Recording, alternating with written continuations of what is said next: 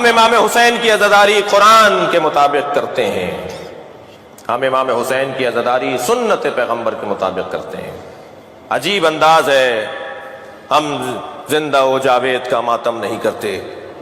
یہ مصرع بھی اگر بنا ہے تو اردو میں ہی بنا ہے۔ عرب نے کسی نے نہیں کہا کہ ہم زندہ و جاوید کا ماتم نہیں کرتے، کسی فارسی زبان بولنے والے نے نہیں کہا کہ ہم زندہ و جاوید کا ماتم نہیں کرتے۔ اگر مصرع بھی بنایا گیا تو اردو میں بنایا گیا، بھول گئے کہ اردو زندہ بھی ہے تو وہ امام حسین کی وجہ سے زندہ ہے۔ اردو مٹ گئی ہوتی اگر مرثیہ نہ ہوتے۔ آج بھی اردو کا سب سے بڑا ادیب ہوتا ہی وہ ہے جسے مرثیہ کہنا آتا ہو۔ تو امام حسین کے ذکر کی وجہ سے تو یہ زبان زندہ ہے، اور اس زبان کا بولنے والا اگر کہے کہ ہم زندہ و جاوید کا ماتم نہیں کرتے تو اس سے سوال یہ ہے کہ تم کون ہو جو نہیں کرتے، اور تمہارا نہ کرنا معیار کب ہے؟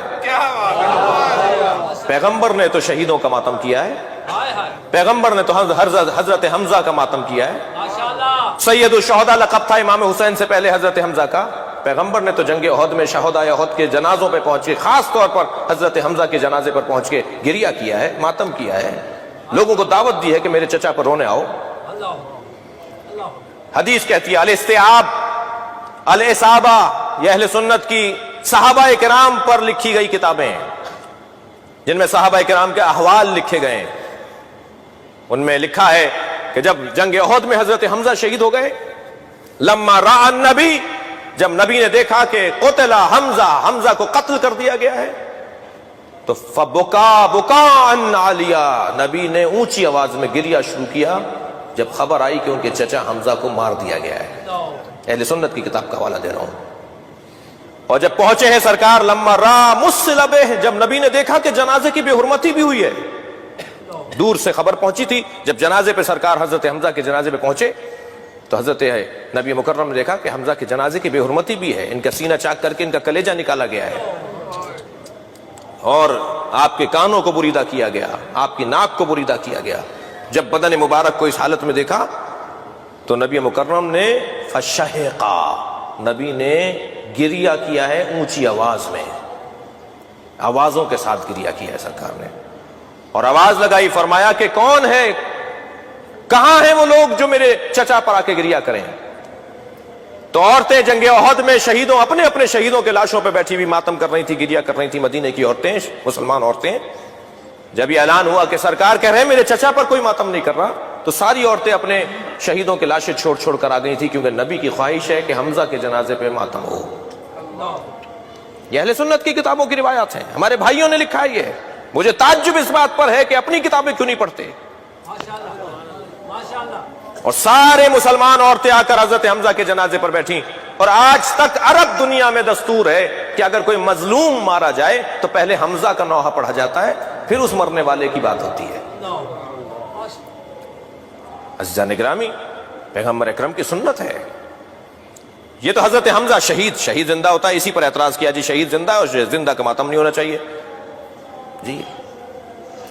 میرے مولا امام حسین جب اس دنیا میں تشریف لائے، نبی مکرم نے گود میں لے کر رونا شروع کیا، اور قریب بیٹھی ہوئی اپنی ایک زوجہ سے فرمایا کہ خبردار فاطمہ کو مت بتانا کہ یہی وہ حسین ہے جسے بھوکا پیاسا مارا جائے گا، کہ فاطمہ قریب الولادت ہیں، ابھی بچے کی ولادت ہوئی ہے، لہٰذا فاطمہ کو تکلیف ہوگی۔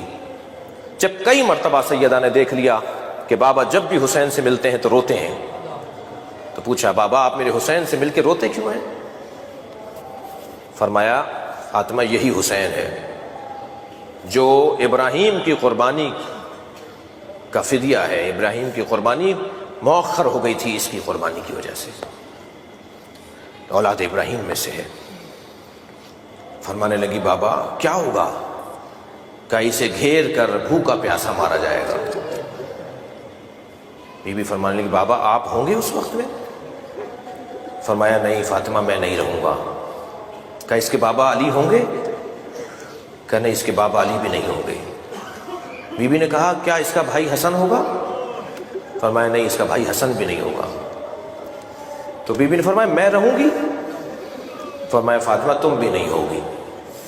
تو بی بی نے پھر ایک جملہ کہا بابا پھر اس پہ روئے گا کون؟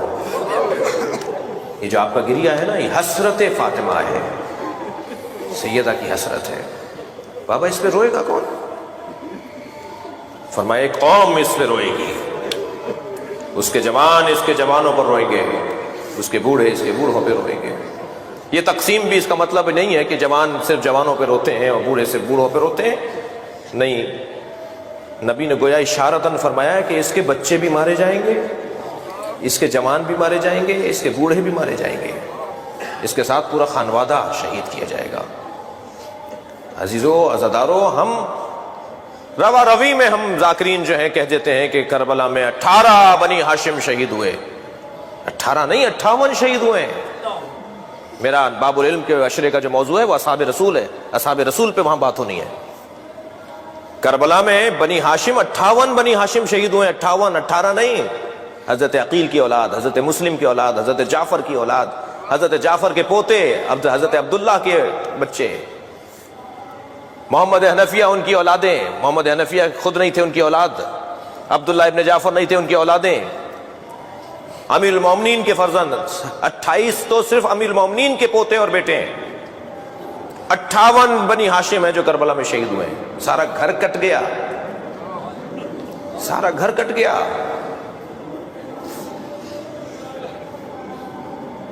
کیا ہوا ہے کربلا میں؟ یہ جو گریہ ہے، جو ماتم ہے، جو عزاداری ہے، اس کے پیچھے اللہ کا ارادہ ہے۔ ہم کچھ نہیں کر رہے، ہم سے کروایا جا رہا ہے۔ ہمیں فخر اس بات پر ہے کہ ہم سے وہ کروایا جا رہا ہے کہ جو سیدہ کی تمنا ہے، جو اہل بیت کی خواہش ہے، جو نبی کی آرزو ہے۔ مجھے دلیل دینے دیجئے، ہمارے ہاں کوئی کام بھی بغیر قرآن اور سنت اور حدیث کے سے ہٹ کر نہیں ہے۔ کبھی کبھی یہ جملہ، یہ لہجہ ہمیں سننے کو ملتا ہے کہ میرا نظریہ یہ ہے۔ بھئی تم کون ہو؟ اس جملے کی اصلاح کریں۔ ہمارا کوئی نظریہ نہیں ہوتا، ہم ہے ہی نہیں کچھ، ہماری کوئی حیثیت ہی نہیں ہے، ہمارا کیا نظریہ ہوگا؟ ہمارا نظریہ ہے تو قرآن کا نظریہ ہے، ہمارا نظریہ ہو تو حدیث کے مطابق ہو، اپنا نظریہ ہمارا کوئی نہیں ہے۔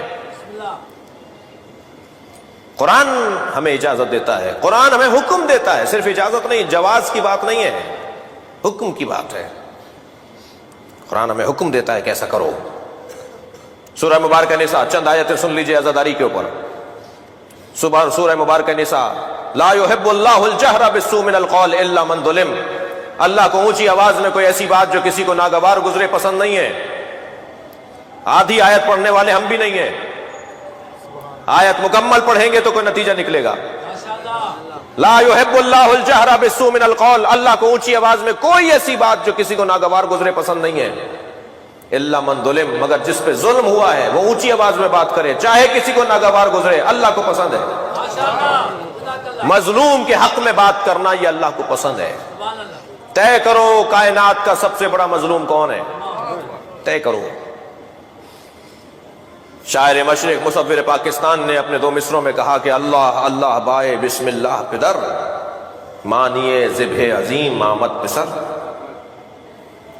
علامہ اقبال کہتے ہیں جو حضرت ابراہیم نے قربانی دی اور اسماعیل کے گلے پہ چھری چلا دی اور اسماعیل کی جگہ دمبا ذبح ہو گیا، تو پوچھا یا اللہ کیا میری قربانی قابل قبول نہیں رہی؟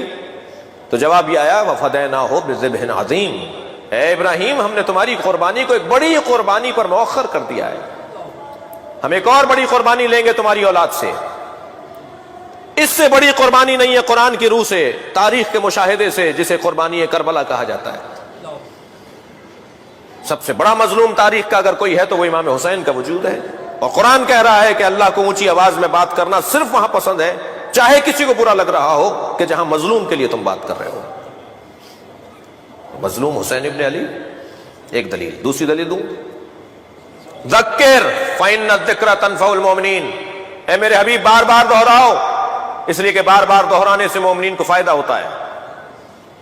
ہمارے مزاج کے اندر بھولنا ہے، ہم انسان ہیں نا، انسان یعنی نسیان، نسیان یعنی انسان، ہماری ساخت ہی بھولنے کی ہے، ہماری طبیعت کے اندر بھول پن ہے کہ ہم بھول جاتے ہیں، ہمیں 10 دن پہلے کی باتیں یاد نہیں رہتی، ہمارا مزاج بھولنے کا ہے۔